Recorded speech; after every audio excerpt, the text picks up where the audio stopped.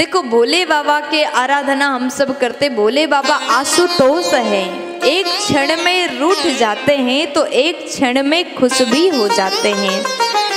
अब आप लोग ध्यान से सुनिएगा, बेलपत्री कैसे चढ़ाएं, बेलपत्र का क्या महिमा है, भगवान शंकर बेलपत्री से इतना खुश क्यों हो जाते हैं।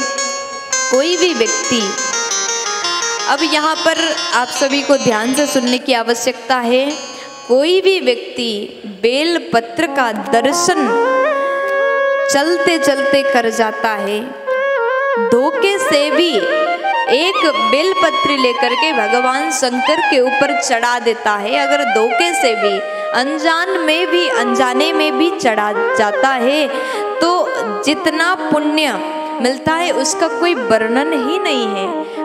भगवान शंकर को श्रावण के महीना में अगर धोखे से भी बेलपत्र आपने चढ़ा दिया, उस पुण्य का महिमा, उस पुण्य का वर्णन में जितना करो उतना कम है।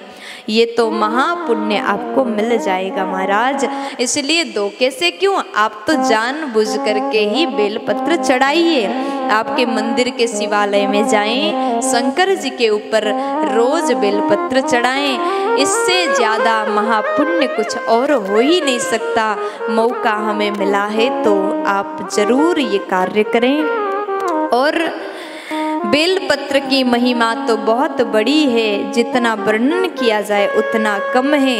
अगर किसी भी व्यक्ति ने बेलपत्र के वृक्ष लगाया, बेलपत्र का वृक्ष लगाना बहुत ज्यादा पुण्यदायक है।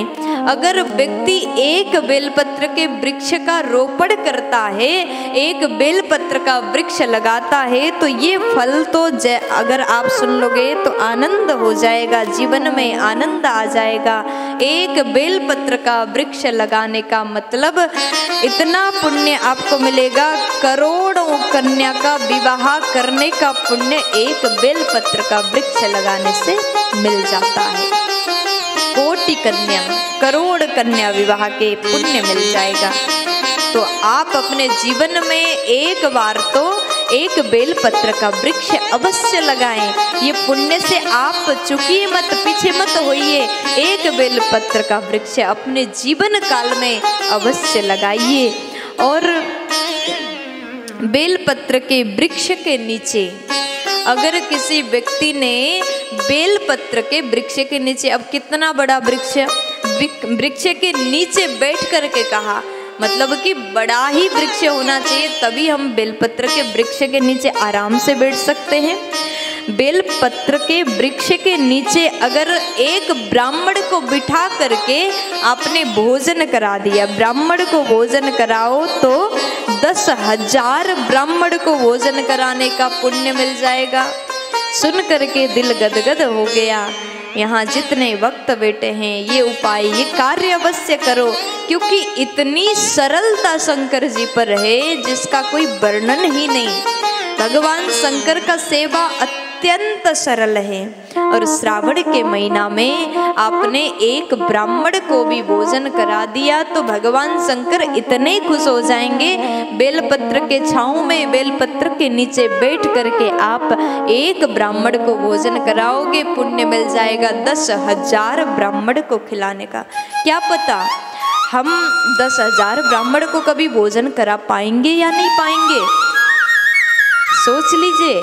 इसलिए अभी समय है, आप एक ब्राह्मण को खिलाइए, 10,000 ब्राह्मण को खिलाने का पुण्य मिल जाएगा। इतने ज्यादा आशुतोष है भगवान शंकर, इतने कृपालु हैं। इसलिए अवश्य ये कार्य अवश्य करिए, अपने जीवन को धन्य बनाएं। जीवन मिला है तो इसको भी सार्थक बना लीजिए। सब्सक्राइब करें हमारे YouTube चैनल देवी प्रतिभा जी को और श्रवण करें भागवत कथा की महिमा का।